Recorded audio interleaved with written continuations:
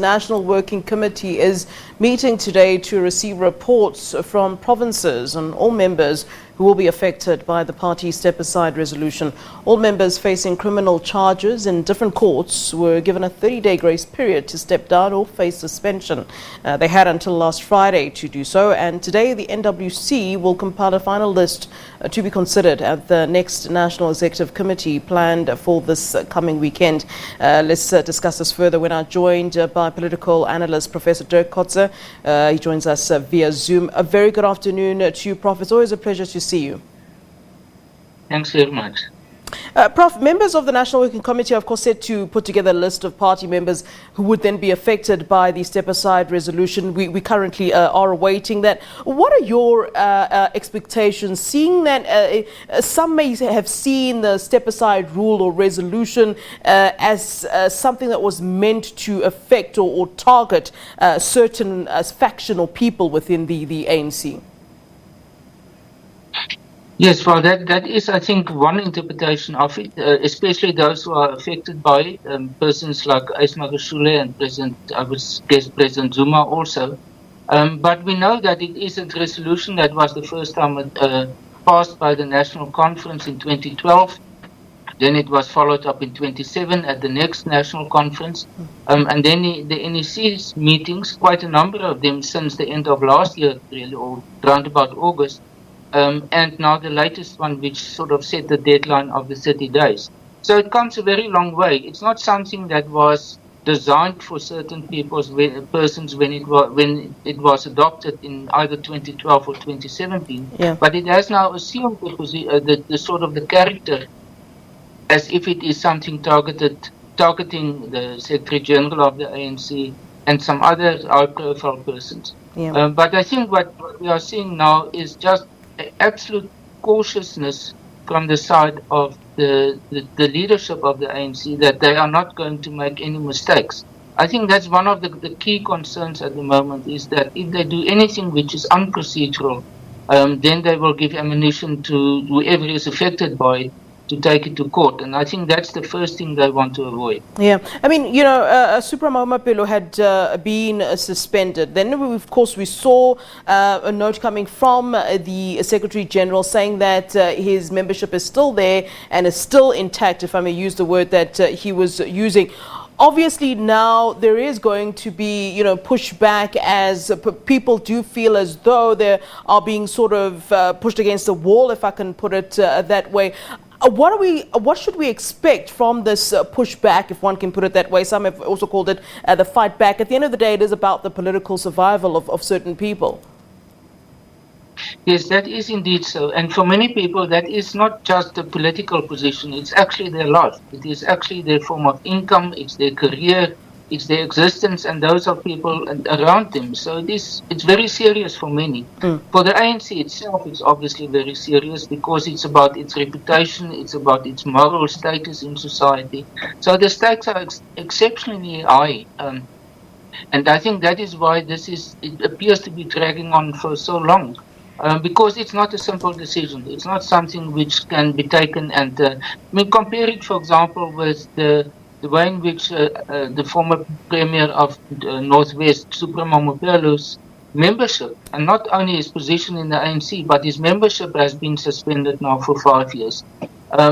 In this case, of these persons who are in line to have to step down, it's not about their membership. It's simply about their positions in the ANC. Yeah.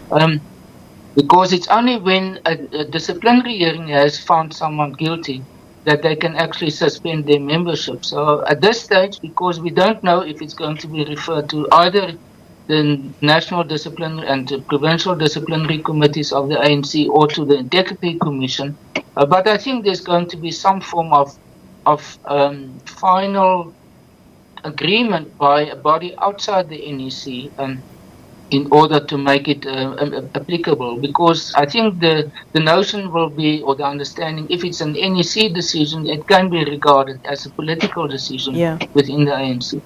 Prof Kotzé, let's talk about how the step-aside resolution is likely to affect the ANC as a whole. I'd heard some conversations, and I think you and I touched on it briefly the last time we had a conversation. There was some talk about perhaps splinter groups forming, but if you listen to the ANC Secretary General, this idea is well, he says it's something that would not happen, he would not do. Do you think there is, though, this likelihood that there might be some sort of a splinter group, as it does seem as though there is two different sides at this point? We talk about factions, and really it is playing out now. We are seeing it actually playing out. Yes, that option is never not possible. I will never sort of eliminate it as an option, but I don't think it's going to be widespread. If it happens, I think some of the persons, not necessarily the Secretary General, but some other persons who will be affected by this decision and have to step aside, will most possibly resign. As I've said in the past to you, I think one of the considerations that will mitigate against it is that we all know if someone leaves the ANC, their future in politics will be limited. All the different groups that have been formed since COPE in 2008 and all the others since then have not really provided a political alternative, and for people to have a political home in the sense that they will have positions and they will be able to be in positions of decision making. So it is then more a decision about principle, who are feeling that they are completely lost within the ANC. They have no future in the ANC. Yeah. But I think it will only affect a small group. It's not going to be widespread. Yeah. Let's talk about whether or not the step-aside resolution would or could bring, unity within the ANC. I mean, this thing can really go one of two ways, whether the factions and those splits that we see kind of end and, we kind of do see that unity, or things could go worse. And in that case, I wonder what that scenario would look like to you. Yeah, I can't foresee that it will bring unity in the ANC. I mean, it's going to affect some people, and they will feel being isolated, being marginalized, being pushed out in the ANC. So that in itself will already mitigate against the idea of unity.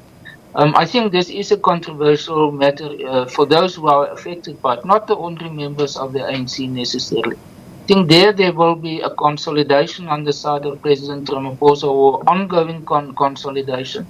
And it will give him, I would say, a bit more of a moral authority, especially those people who are waiting for some action from his side, also from the public in general. But I think it's going to become, I don't want to predict it, but there's a high potential that it can go into a process of litigation, and that many members will try to challenge this decision ultimately, because as we've said earlier on, they have reached the point of desperation. It is everything or nothing for them. There's no sort of middle position.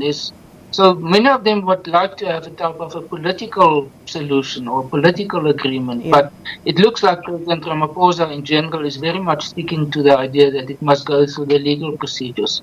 All right, Prof, always a pleasure to speak to you. Thank you very much for giving us your time, sir.